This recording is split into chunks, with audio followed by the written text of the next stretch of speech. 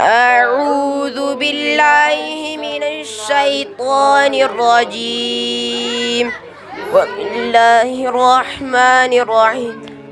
ومن الليل فاسجد له وسبحه ليلا طويلا إن هؤلاء يحبون العاجلة ويذرون وراهم يوما ثقيلا نحن خلقناهم وشددنا أسرهم إذا شئنا بدلنا أمثالهم تبديلا إن هذه تذكرة فمن شاء اتخذ إلى ربه سبيلا وما تشاءون إلا أن يشاء الله إن الله كان عليما حكيما يدخل من يشاء في رحمته والظالمين أعد لهم عذابا عليما.